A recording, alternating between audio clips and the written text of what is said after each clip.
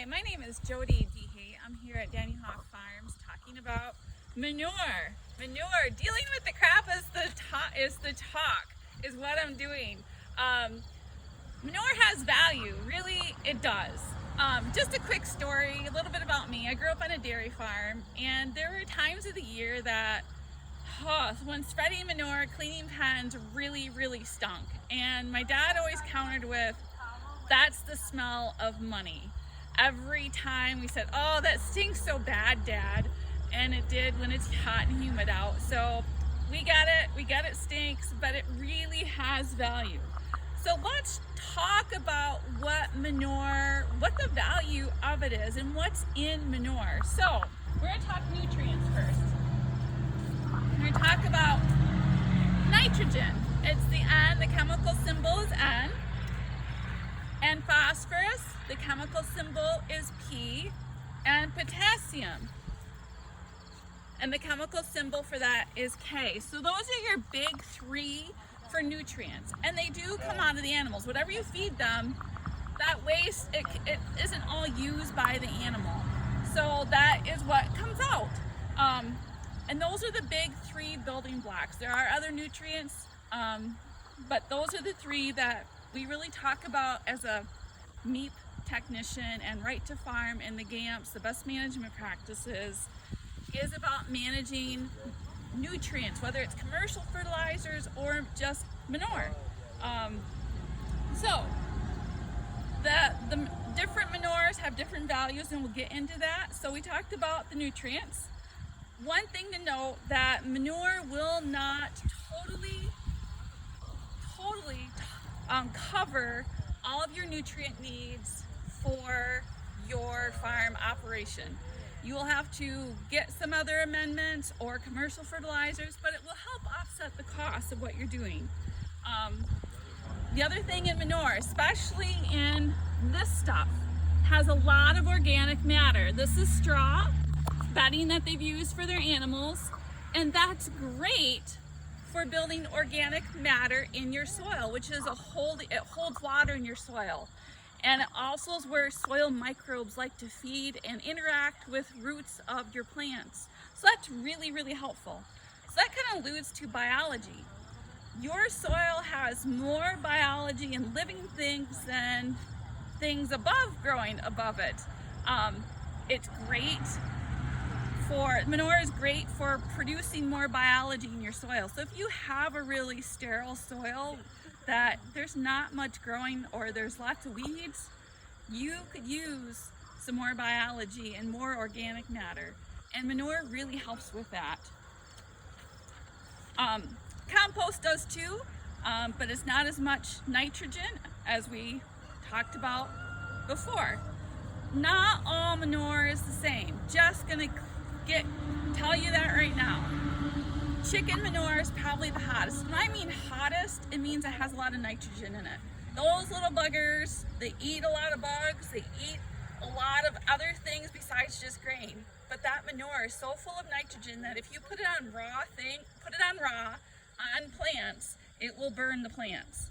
So don't do that with poultry manure. You want to let it sit and compost a little bit. And probably pig manure is probably, depending what you're feeding your pigs, is what's next as far as hotness. Dairy cow manure, either liquid or solid, depending how they store it. And then beef, and then horse, goats, and sheep tend to be lowest in nutrients, but it has a lot of organic matter in it, which is again great for building your soil. So how do you know what you're really applying, what your animals are producing? There's two things. You can work with someone like me, a meat tech, who can give you a book value of it's an approximation of what manure has in it. Or you can get it tested. Now, I don't recommend people testing the manure unless they have like over 25, 50 cows or the equivalent, because it's fairly expensive. It's $100 a test or more. So even just book value will help you out. Let's talk storage. So storage of manure is important. What they're doing here at Dehate is great. They've got manure that is they're putting out on the field, it's being turned over, it's being utilized by the soil. That's one way to do it.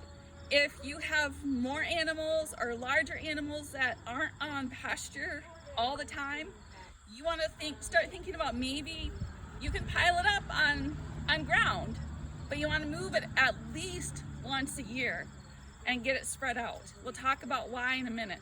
If you have a lot more animals and they are not on pasture, you definitely want to work with someone like me, a meat tech, or the Natural Resource Conservation Service, and talk about how you can store your manure better, because you can lose nutrients by the way you store it.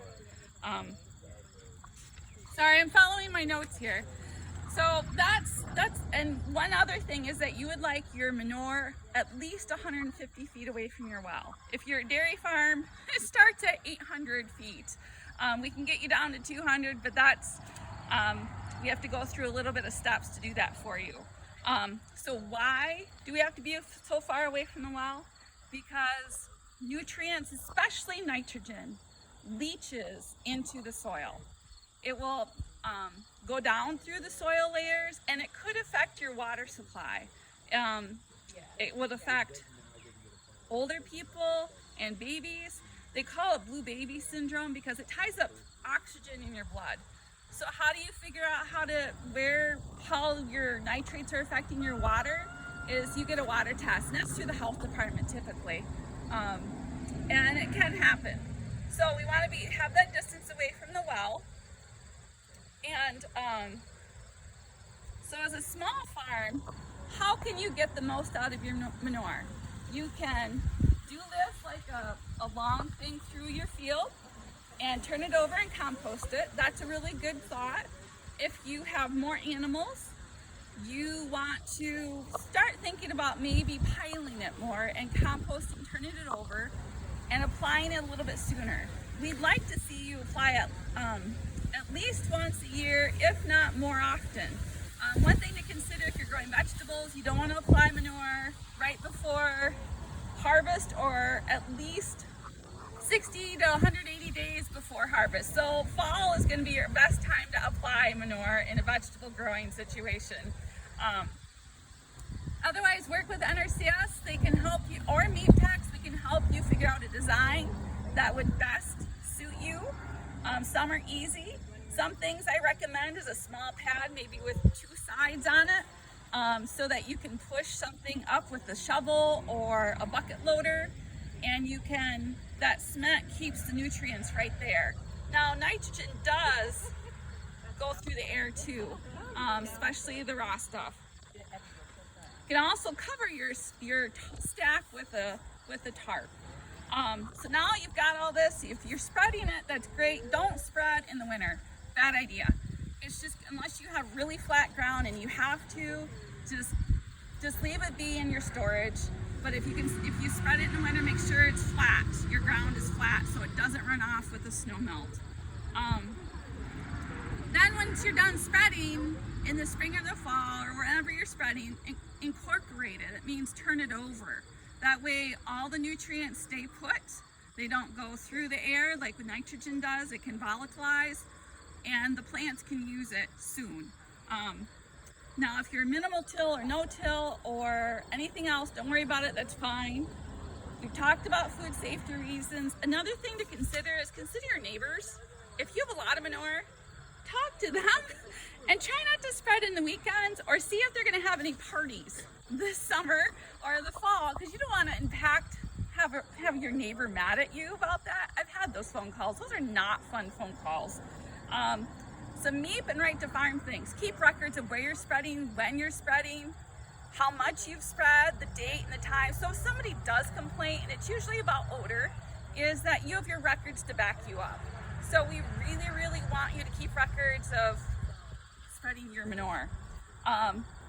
And to work with us, the meat techs, and we can get you a good idea of how to put together a good nutrient management plan for you, and what things you might be able to improve on. Chances you're doing a really good job, but some things may need tweaks.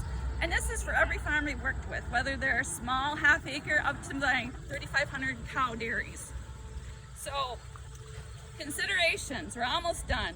If we have a lot of straw, hay, or sawdust in your manure's bedding, that nitrogen is going to be used to break down the carbon that's in those bedding materials. So you may have to add some nitrogen, whether it's commercial fertilizer or some other source, to help break it down or add it more to your growing area. And not all nitrogen from manure is available the first year. It only half is. The next year it will break down and become available again. Manure is never going to meet the needs of all your growing crops, especially the nitrogen. Phosphorus and potassium probably, but not nitrogen.